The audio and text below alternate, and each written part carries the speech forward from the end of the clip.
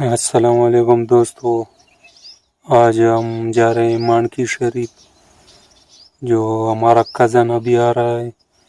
उसकी बकरी बीमार है, तो उसके लिए कुछ दवाई मानकी शरीफ से लाते, क्योंकि वह जानवरों का डॉक्टर है। तो हम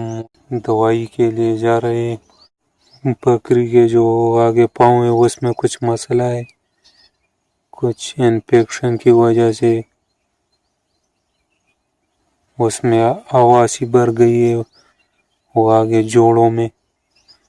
तो उसके लिए दवाई ले आते हैं।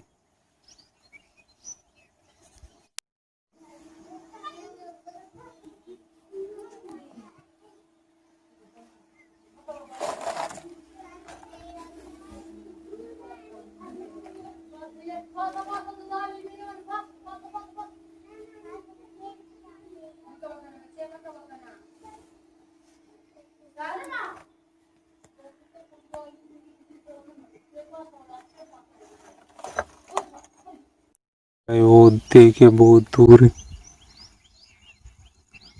आपको नजर आ रहा है, उस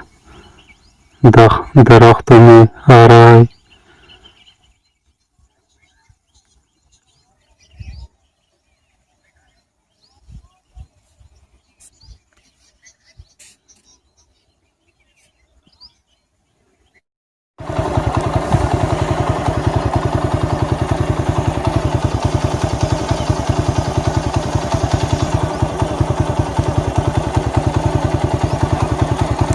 हाँ,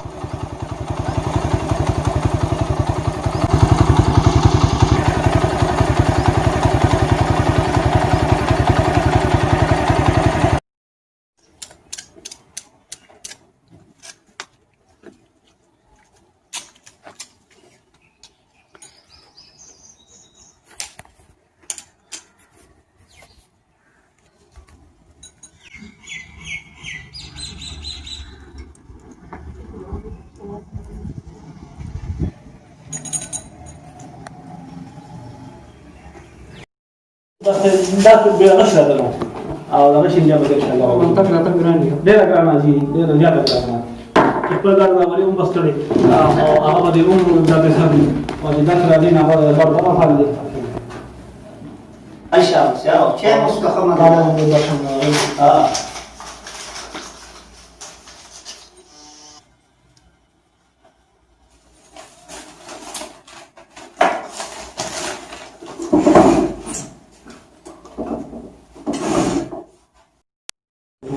उस पैसा हाँ सही शो सजा दो तो जब कम दे योनी में सीसी दे पूरा वही दो बन और वो दबे आप उन्हें हाथ में के हाँ जी सही शो उसका मतलब है 5 नतर 3 पूरे जी बिल्कुल 3 नतर 2 पूरे ना 2 पूरे ना 2 नंबर बड़ा है योनी में सीसी वो है हाँ अब 3 सीसी भी है ना ठीक है योनी में लेकिन अब वो 3 ना अब निमा के यो बस अब वो है वो बोलो वो है बता द्रेटे में कम बोला कि सही शो द्रे बस ये इलाज पे दाशे कम दे दाब रोजाना 3 सीसी लगे मैं की निकल करी रोजाना तो दादा वो के से असबिया लगा है वो शेडिंग में की हां दादा के और दाब रोजाना लगे वो तो चिकन पर खत्म शे भी हां चिकन पर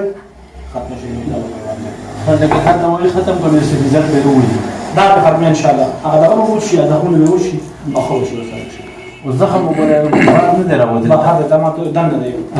زخمين ده सही है